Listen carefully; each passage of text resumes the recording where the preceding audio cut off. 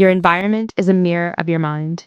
And if you look closely, you will see it. The stacked papers on the desk, the scattered cosmetics on the vanity, the overflowing closet, the half-used notebooks, the unopened packages, the excess.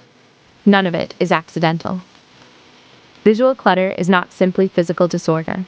It is postponed decisions, unfinished intentions, unreleased attachments. And every object competes for your attention. Your brain may adapt to the noise, but it never ignores it. It absorbs it. Every misplaced item is a whisper.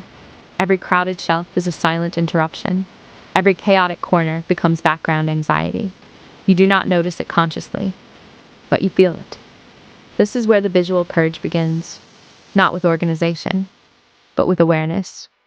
Stand in your room and look slowly, not critically, not emotionally, just honestly. What is here that no longer aligns with who you are becoming?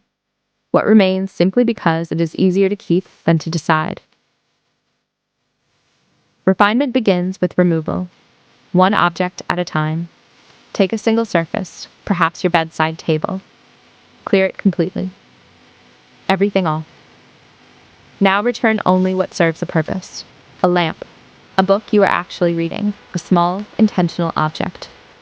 Stop there. Notice the silence. Space is not emptiness. Space is clarity. Clutter demands attention. Space restores it. Now move to the wardrobe. Elegance and style is impossible without discipline and editing. If your closet is crowded, your decisions become rushed. You grab, you react, you settle. Refined environments create refined choices. Remove what no longer fits your lifestyle. Remove what you have not worn in years. Remove what feels like a former version of yourself. You are not erasing memories. You are making room for alignment. A visual purge is not harsh. It is intentional.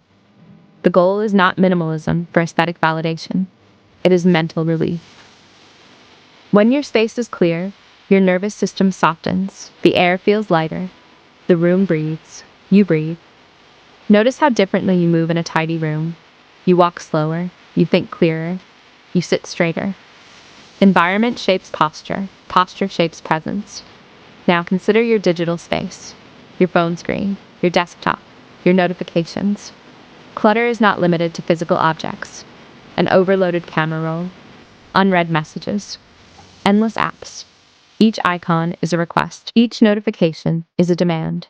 Silence the unnecessary. Delete what no longer serves you. Curate your digital landscape as carefully as your physical one. Refinement is holistic. The visual purge is not about perfection. It is about removing friction. Every object in your home should either serve a function or elevate the atmosphere. If it does neither, it quietly drains you. This does not mean your home must look sterile. Warmth remains, textures remain, art remains, but they are chosen, intentional, balanced. Imagine walking into a room where nothing competes, where surfaces are clean, where colors are neutral and harmonious, where light falls gently across open space. There is power in restraint. There is dignity in simplicity. The mind relaxes when it is not overwhelmed, and a relaxed mind makes refined decisions. You do not need more. You need alignment. The visual purge is the first act of self-respect. You are telling yourself, I value peace more than accumulation. I choose clarity over chaos. I am ready to evolve. And as you remove object after object, something subtle happens. You feel lighter. Not because the room is empty, but because you are no longer holding on to excess. Let the room become quiet. Let the surfaces breathe. Let the corners soften. Allow only what reflects your next chapter to remain. Because your space is not decoration, it is declaration.